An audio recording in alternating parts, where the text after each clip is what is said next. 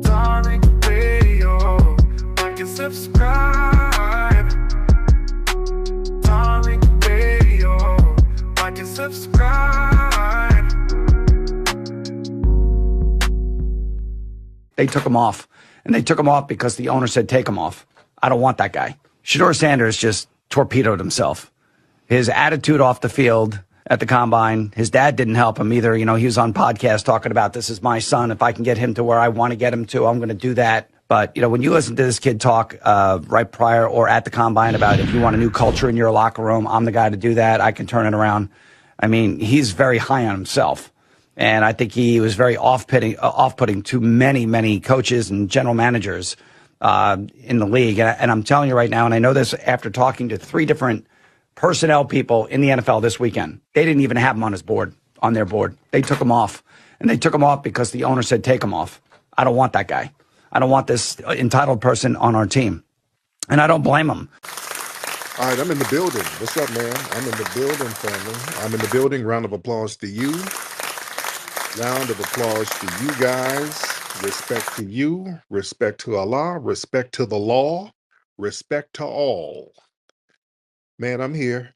I know some of y'all were wondering, is he going on? Is he coming on? Yes, I'm here. I'm here. I was just doing stuff around the crib. But I'm here. Wasn't going to leave y'all hanging.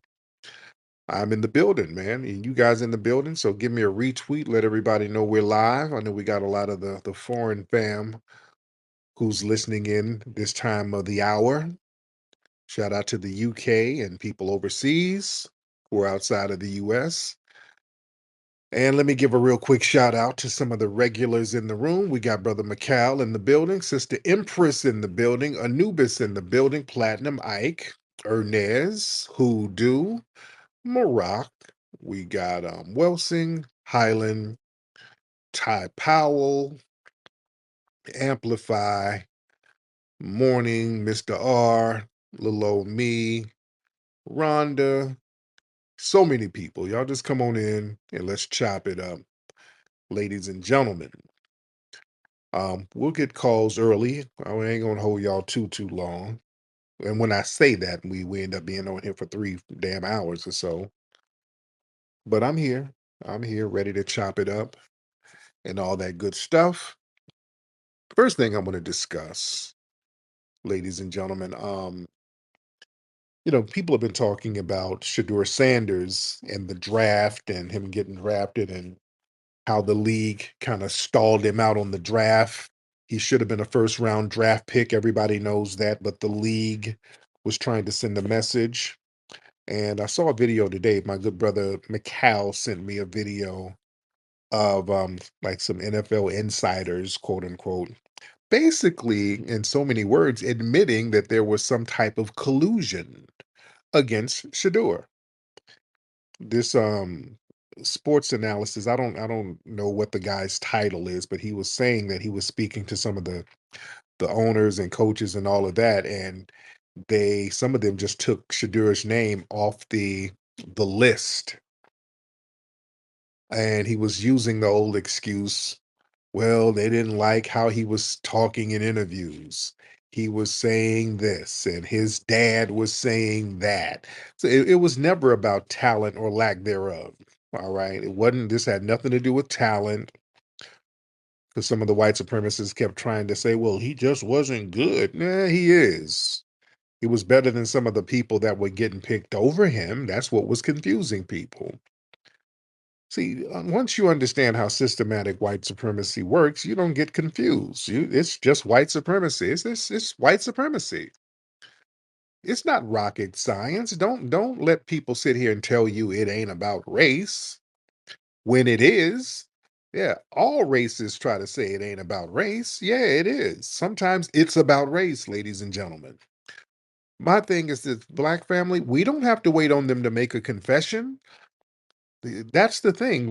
I want us to get into the mindset of identifying suspected white supremacists, letting them know we see you, and then we go on about our business. We don't have to spend time going back and forth with them waiting on a damn confession from them. That's never going to come. They'll deny it um, till their teeth fall out. No matter how much evidence is there, they'll sit there and just deny it nonstop. That's what white supremacy is about: practicing something and then denying that you're doing it. That's the epitome of gaslighting. So, yeah, I don't waste my time going back and forth with white supremacists too long, trying to convince them to confess. They're never going to do that. So when I see them practicing anti-black racism and white supremacy, we identify it for what it is, and then we work harder to replace that system with the system of justice. But basically, the whole narrative was like, well, Shedeur seemed entitled. He was talking about, yeah, if you want to win, if your team wants to win, you should pick me. Well, that just sounds like entitlement. Listen, that's confidence, and he's telling the truth. Look, he's a winner. He can turn things around. They don't like black people with confidence. That's what it is. It's just not rocket science. It's not rocket science. And just understand something. This goes beyond just sports. We have to understand and use this as a teaching tool to understand white supremacy as a whole. Because you got to understand there's always this desire to put black people in their place. Yeah, it was former Bengals quarterback um, Boomer somebody. He said it. Okay.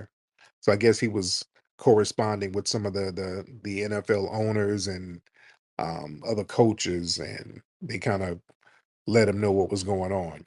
But like I'm saying, we got to understand that white supremacist society as a whole, there's a need to put black people in our place whenever we show too much independence, pride, or self-determination. That's a reality, ladies and gentlemen, because it happens all the time. Back in the day, in the Jim Crow era, they would be very open about it.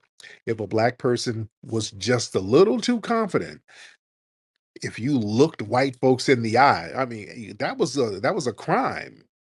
We got to understand that it was called reckless eyeballing. If you looked a white person in the eye, that was some shit they would criminalize you about. Just having confidence as a black person, having your head up. The remnants of that Jim Crowism is still there. Whenever black people just a little too confident, oh, he's uppity. Are you being an uppity Negro? You see, I want y'all to understand white supremacy, they see black autonomy as a disruption of the natural order. In the worldview of white dominance, society must have a visual racial hierarchy. And see, when black people or black communities, when we start functioning independently without seeking validation, approval, or access through white systems, that triggers a need to correct the imbalance and reassert dominance. That's why these people start colluding immediately behind the scenes. And understand, and I keep reiterating this, public black excellence without white sponsorship is always treated as defiance. Black success that is not tied to white approval or any type of white gatekeeping, that's not seen as a triumph. That's looked at as a challenge to the system. The dominant society, they can tolerate black advancement only when they can claim some role in orchestrating it or allowing it. Now, without that, it feels like insubordination. Family, why do you think the white media never talks about hidden colors? The white media never talks about hidden colors. Our documentary, which is the biggest selling Black history documentary series ever, they know what those numbers are. They saw those lines around the corner in movie theaters all around. They saw those box office numbers that we were doing independently. They just kind of put their fingers in their ears and act like they didn't see it. Oh, they saw it. They know. They don't promote it. They never promoted it. Now they'll attack me. Now the white media, they attack the shit out of me. but they won't mention the movie though. They'll say filmmaker, activist Tariq Nasheed, race baiter Tariq Nasheed, but they don't like to admit that we did a documentary film that was outselling their films, and we did it independently without any approval. And we were going in on their asses in the movies. Yeah.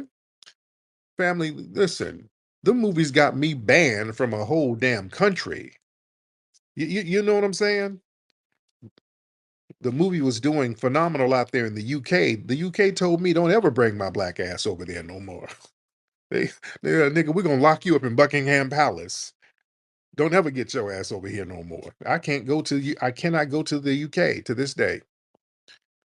You see, that's the impact of that film. And the white media, they don't like talking about it because any type of black autonomy, black excellence, without them giving the stamp of approval, it's persona non grata to them. But it's still a thing. That's why we got to understand our power. The power of the grassroots, man, we really got to recognize the power that we have, ladies and gentlemen. We really got to respect it. Because, see, black confidence, man, that's treated and interpreted like rebellion, not a right. See, there's an unspoken expectation that black people must carry all this emotional residue, shame, guilt, humility about their place in society. And when you don't have that residue, and when it's absent, and black people start to be self-assured, uh-oh, they're getting uppity. Uh-oh, they're planning something. Uh-oh, what are they about to do? They're gonna do something. There's some insubordination. Uh-oh, we got to do some investigating. We got to do some surveillance on them. Yeah. Remember when we did the rally for reparations, both of them. Y'all saw those undercovers, some of those undercovers that were in the audience, they were sticking out like sore thumbs. You might as well worn a damn FBI jacket. Some of them were sticking out like sore thumbs. And shout out to you guys because y'all were pointing all of them out. Anybody in the audience who looked questionable, people kept eyes on them. They were surrounding them and just kept eyes on them. Y'all didn't take your eyes off them people. We were making sure wasn't nobody gonna try no funny business. There was a couple of folks out there who looked real out of place. It was on some Where's Waldo shit. Folks out there, white boys out there with backpacks, and their people they were on their bumpers. They were on their damn bumpers. You see. And we saw little snipers. They had snipers on the roof and all that old stuff, and feds on the roof watching. So that's to be expected. Anytime black excellence is there, the dominant society, they go on alert.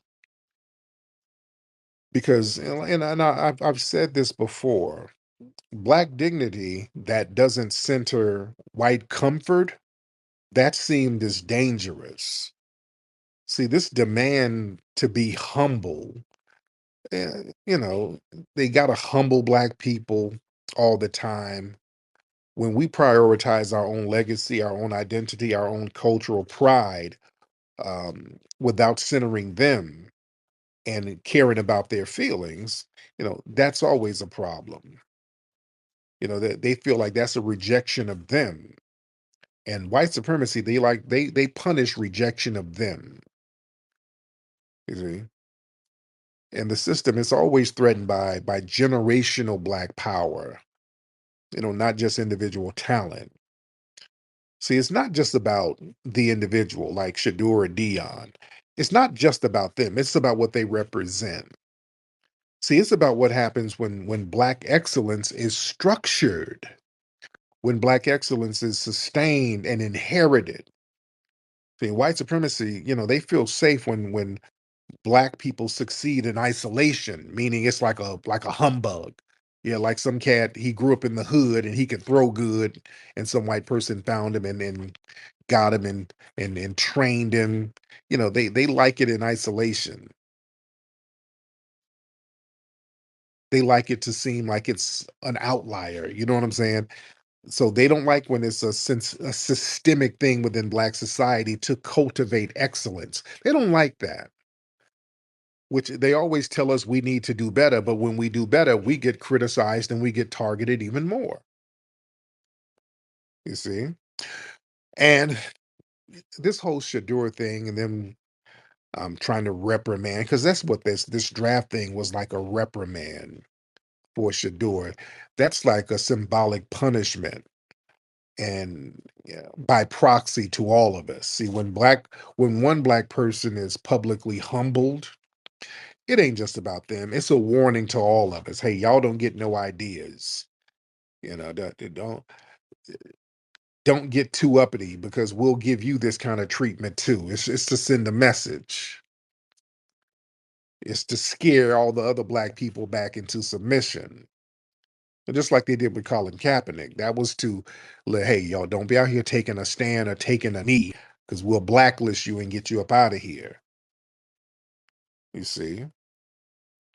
And the thing is, black pride, when we have pride about ourselves, they pathologize that, while white pride is institutionalized. See, when we exhibit any kind of pride through fashion, speech, confidence, ownership, or anything, well, that's arrogant. That's aggressive.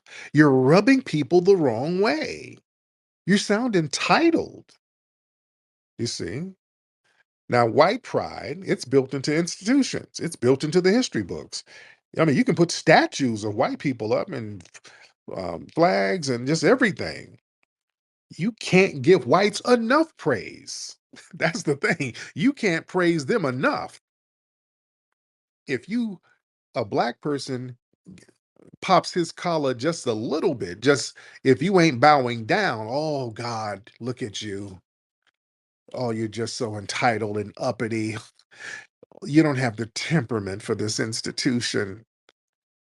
You got statues and plaques of white people left and right bragging about how great they are. You see? See, white supremacists, see, they can't fully dominate a spirit that they can't define. See, foundational Black Americans in particular, we carry a cultural and spiritual resilience that white supremacy, they've never really been fully able to decode. They've never fully been able to contain it or colonize it. We haven't been collectively colonized psychologically as foundational Black Americans. See, that's always been the problem, ladies and gentlemen. And that mystery, that's terrifying to a system built on predictability and control. See, they like to predict things and, they like to control the way things are going to flow. So when a Black person, when you get a little too confident, they gotta humble that black person because it's not just racial, it's racially metaphysical. This is why, again, they always go out here to try to get these athletes from Africa now. Because listen, I'm not trying to beat up on Africa. They understand for the most part, psychologically, they're colonized. They're not going to make no trouble. Psychologically, they're colonized. We, on the other hand, foundational Black Americans, ladies and gentlemen, we're a wild card. They never know when we might turn up. You understand? We are the only people who turn up on these folks. I want y'all to understand that. We're the only people who consistently, the key word is consistent. I ain't talking about what you did 200 years ago. No, no, no. I'm talking about consistently. They never know when we say, hey, well, you know what? Give me that Molotov cocktail for these niggas. They never know when we're going to go there with it. And they're always trying to figure it out. That's why they did the, was it the Kerner Commission? Was that the Kerner report in the 60s? I think was it the Kerner report? If I'm not mistaken, I'm having a little brain fart, but I think it was the Kerner Commission when they had a book. They had a whole thick ass book trying to figure out why black folks was turning up in the damn 60s. And hold on, let me make sure that's it. Hold on. I think it's the Kerner Commission. Hold on. Let me double check, family. I like to be right and exact. I want to say it was the Kerner Commission. Yes, that's what it was. I was right. I was right. Yeah, it was also called the National Advisory Commission on Civil Disorders. They had to do a whole study back in '67 because there were that long red hot summer. Oh, I got my brother. Oh, Randy Short is in here. Oh, good. I want my brother to cook. Hold on. But yeah, they um they had to do a whole study on why we were rising up on these folks. We were turning all the way up around the country, and they were confused. They're like, "Damn, these Negroes are whooping our asses out here. Well, what the hell is going on?" Brother Randy Short, you in here, sir? Yes. How are you, brother Tariq? Good. I'm great, Uh, Dr. Short. uh, How are you, sir? Man, I'm blessed, and I'm blessed you said the book. I just got a copy of the Kerner Commission study yesterday, Wow. Let the and I got what, and you're 100% on the money. And uh, these other people are colonized, and I wanted to just say, of course, you're doing such a phenomenal job educating the people. Mhm. That there is a document in the African Asian reading room at the Library of Congress. I've got to go back in there. Now I'm at the hospital with my mom. You know, it's in a month. Yes, yes. Uh, and the document's written in 1944 by the United States, the French, and Great Britain. And they're talking about the world after World War II, what to expect. And what was very interesting, they do all the different continents, and then they get to Africa. When they get to Africa, believe it or not, they start talking about Black Americans in the United States before they talk about the African continent. That's three world powers Mm. all got together before they could even talk about Africa.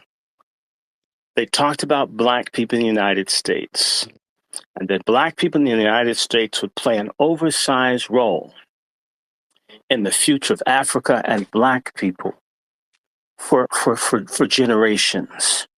That's in 1944 when we couldn't vote, when we were getting lynched, all of that. Their concern, and that's not just the US government, that's France that had 17 colonies in Africa, and Britain with the Union of South Africa and all of its colonies. And by the way, since the neutral countries were more or less in line with the United States, Britain, and France, all of the white countries that were not under control of the former Soviet Union or Germany were looking to America, England, and France to keep the world in order. And so when they started talking about Black people or African people, it started with Black Americans. Mm. And they mentioned the most advanced, the most promising, and potentially problematic element of a population of Black people was in the United States. Mhm. In 1944, I'll even say 45, 80 years ago, the question was what to do with American Blacks. Not Nigerians, not Ghanaians, not none of those people. There wasn't even a Ghana when that was done. I'm not mad at anyone. I'm just saying what the governments did. Right. And then I'm going to flip to the forward and say to you, if we went back in 1864, if you understood that the Black people fighting in the Union Army contributed to the liberation of Mexico, it contributed to the end of serfdom in Russia, ending slavery in the Spanish Empire, later Portuguese Empire, later the French Empire, and places, or at least getting rid of it. Do you follow? Yes. Yes. That's how influential women getting the right to vote. Literally, our little bit of tussle here, shackled and screwed, has brought freedom around the whole frigging world. Right. And everybody knows it except for our traders and our scam Africanists. Mm. Mm. Yes, sir. My brother, thank you so much, Dr. Short. I appreciate you, sir. That's Dr. Short. He's going to be in the next HC6, spitting hot, hot fire, ladies and gentlemen. But listen, the thing is, just to build on what our brother was talking about and what I was saying earlier, there's this thing in relation to the whole Shedeur thing and the NFL and just the way they treat black excellence.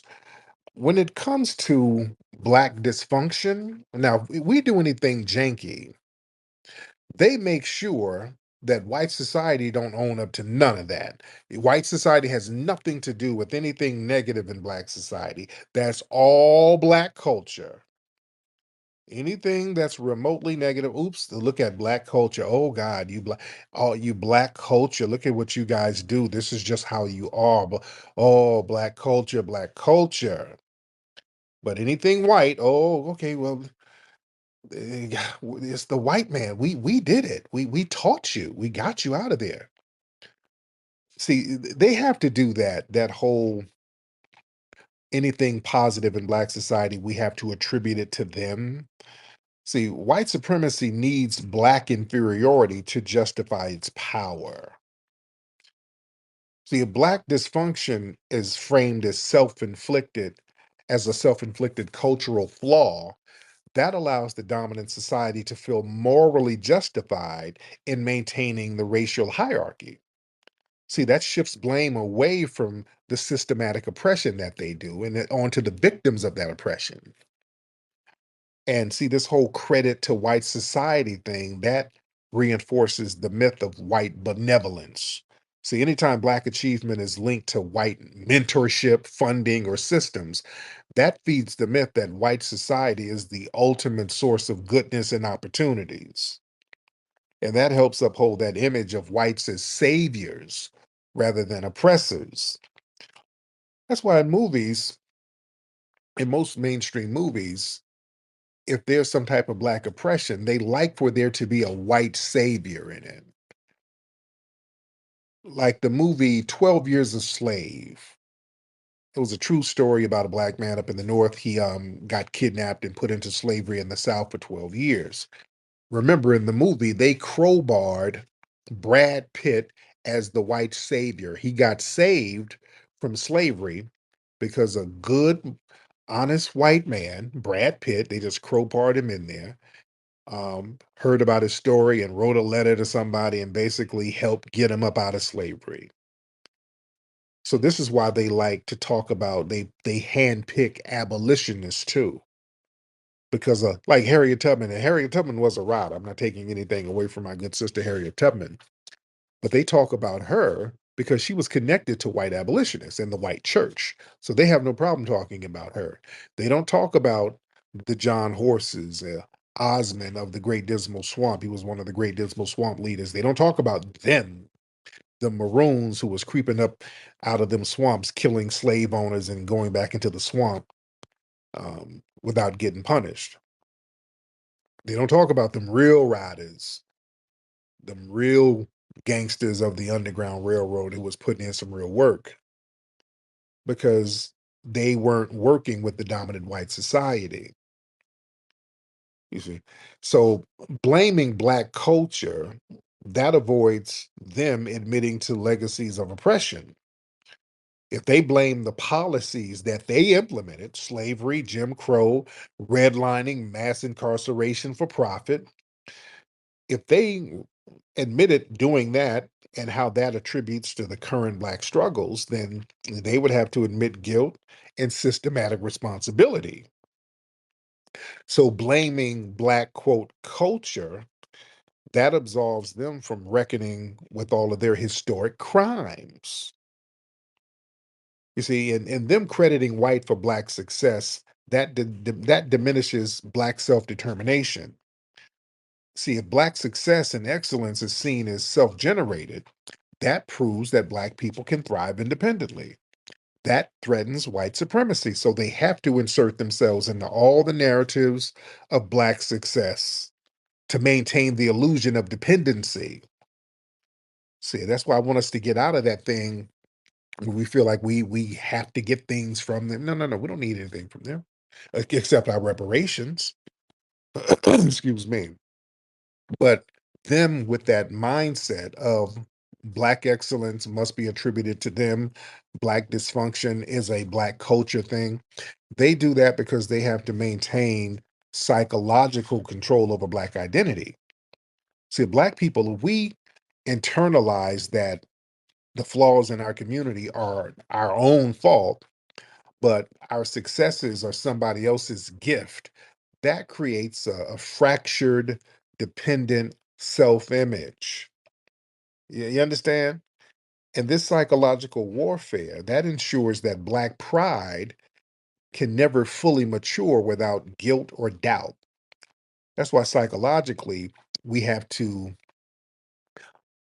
think correctly about ourselves and who these white supremacists are. This is why I always remind people, don't let them run this game on you that they did some great things over here and we were the beneficiaries of it. I always remind people, these white supremacists, when they try to form colonies here on their own, they all failed miserably. They did not do a damn thing without foundational Black Americans being right there, doing the heavy lifting, doing the real work. We have always been the secret sauce, which we are still the secret sauce. That's why there's always all eyes on us. That's why they have to distort history to hide foundational Black American contributions. I'm talking from agriculture. We saved the agrarian South with George Washington Carver, people like that, to music, to politics, to science. Foundational Black Americans, we've innovated massively despite barriers. So, giving white society credit for those achievements, see, that rewrites history to preserve the myth that progress only comes through whiteness, and that's not the case. That is not the case, ladies and gentlemen. And that narrative that protects white society from having to share credit or resources. See, if true Black genius and innovation, if it were widely acknowledged, um, there would be legitimate calls for reparations, wealth sharing, societal restructuring, and erasing or appropriating Black excellence. That protects white financial and social dominance. So anything, listen, white society, they study us. They study us and they study our potential. They study us when we're young. So they see a Black kid with any type of sports talent, intellectual talent, they get him cornered off somewhere. Oh, we got to get him because we don't want him uplifting his community. Just like that scene in the movie Trick Baby, that famous scene where these white people were around a table, these wealthy white people discussing Black people and how they find Black people who are smart and get them away from the Black masses so that they don't use their smarts, wits, and intelligence to uplift the community. They're like, oh no, we got to get him out of there. And then turn him basically into a Black version of us so that the Black community will resent him. That's a heavy scene in that movie. And you can watch that scene on YouTube. It's a powerful scene that they put in that movie. You see, but there's this whole thing that Blackness and Black strength, it has to be supervised and managed. See, the idea that Black people, we can only achieve when white people intervene, that will paint a narrative of Black society as being naturally chaotic, and whites are just the necessary civilizers. And that frames white dominance not as really domination, but law and order. You see, and that narrative where all of our greatness has to come through them, that discourages Black people from building independent institutions. See, if Black success is always tied to white systems, that makes Black-owned schools, banks, businesses, cultural hubs seem illegitimate or subpar. That's why tethers, anytime we start getting things independently, those colonized tethers are the main ones hating first, and then the white supremacists are going to hate. But you notice that anytime we start getting stuff going, the main people sitting there throwing tomatoes are the tethers. Because when we do things without white mommy, white daddy, they get offended. You know, because their whole mindset, And I'm not beating up on y'all, but their whole mindset is, hey, where's Sally Struthers to come feed me? So everything they get, every crumb you eat, there has to be a white person, a grateful white person. So they look at whites differently. So when we do things as foundational Black Americans and we're not including the white supremacists, well, the tether class, they start attacking us. Look, have y'all noticed all these videos of tethers talking about that why Black people giving praise to Carmelo Anthony? He killed a white man. That is wrong, niggas. You notice that? There's a whole bunch of tether videos of them wagging their little goosey fingers at us about Carmelo. You understand? See, when situations like that happen, we start seeing who's who. We start seeing who the hell is who around here. From New York Times best-selling author Tariq Nasheed comes Foundational Black American Race Baiter, the groundbreaking book shaking up the conversation on race in America. As one of the most influential voices for Black Americans today, Nasheed exposes the tactics used to manipulate, subjugate, and control Black communities. In this powerful read, Tariq Nasheed equips you with the knowledge to resist injustice and reclaim your narrative. Don't miss out on the book that's redefining the game. Foundational Black American Race Baiter, available now at officialfba.com. Get your copy today.